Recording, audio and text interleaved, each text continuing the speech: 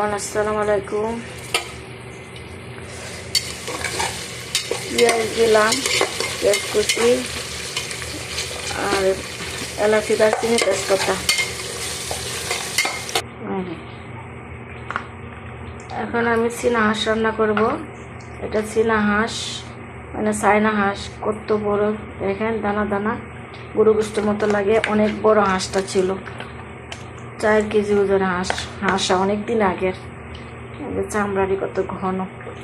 এখন আমি এটা আমাদের হাঁস চেন, এটা আমাদের মিনি ফার্মের থেকে হাঁসটা, আমাদের ফার্মের হাঁস। অনেকদিন হয়েছে, বলতেছে এটা জবা করে খাই। আমার এই যে কাটা কুটা করতে সমস্যা হয়, ওরা কাটতে দিচ্ছে, সমস্যা নেই।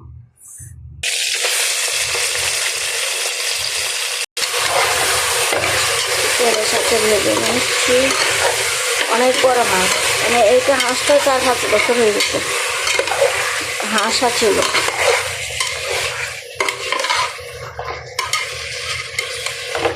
চর্বি ভরা, হ্যাঁ। এত বড় আমি এই যে বেশি হাঁস মুরগ যে জীবিত আনে, আমার রাগ উঠে, কাটতে পারি না রে। আর ফার্মের মুরগি তো দোকানে, সুপার মার্কেটের দোকানে যাতে থাকে, আমার বাজারে কুটা বাসা পরিষ্কার করা থাকে। এই জন্য সহজে ফার্মের মুরগি আমার করতে ভালো লাগে। এখন দিলাম আদা, মিক্সড মশলা, হলুদ, জিরা, লবণ, মরিচ, রসুন। বিসমিল্লাহ।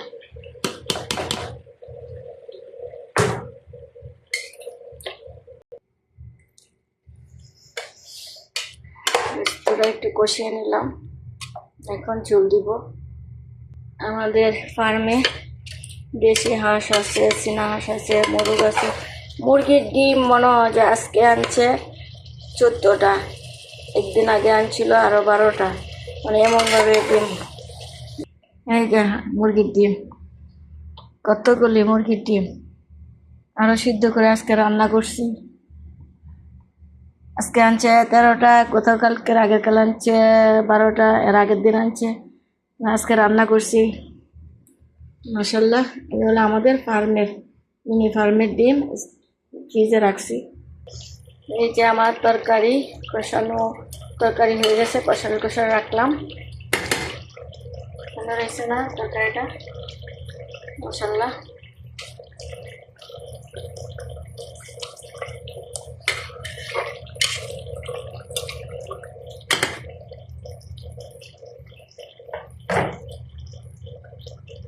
রান্না করবো মাছ।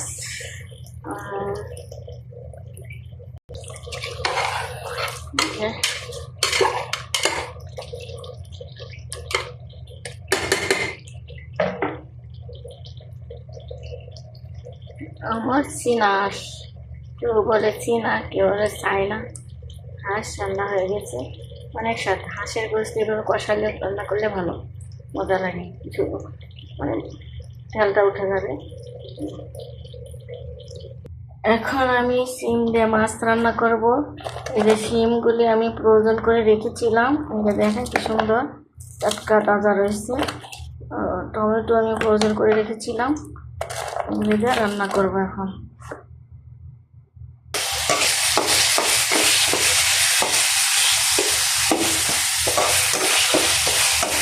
টমেটো, শিম এগুলো বাপ দিতে হয়েছে না, এইভাবে দিয়ে দিলাম, মানে ফ্রোজেন করছিলাম।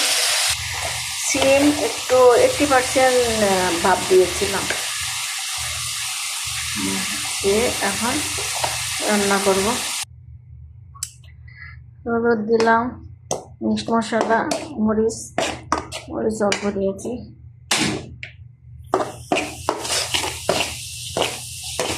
আলুটা একটু আগে দিব, মানে আলুটা সিদ্ধ হইতে সময় লাগবে। এটা তো অর্ধেক সিদ্ধ আছে। আলুটা দিয়ে কষিয়েছিলাম, এখন শিমটা দিচ্ছি। শিমটা দিয়ে একটু হালকা কষাবো। এইভাবে আপনারা বছর জুড়ে সিম সংরক্ষণ করে রাখতে পারবেন। যারা অনেকেরই সিম গাছ আছে, অনেক সময় সবসময় মজা লাগে না, রেখে দিলে আনসিজনে খাওয়া যায়। এই যে মাছটা দিলাম, এখন আমি ঝোল দিব। কাঁচামরিচ দিলাম। এটা শিম আলু তরকারি হয়ে গেছে মাছের।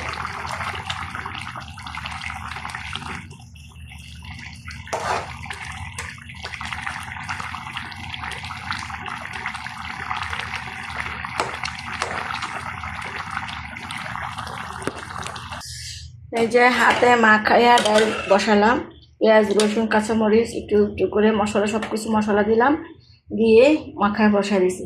তেল দিই নেই, তেল ছাড়া ডাল রান্না করবো। এভাবে মাখা বসা দিলে ভালো লাগে। তো টমেটো দিব, তরকারি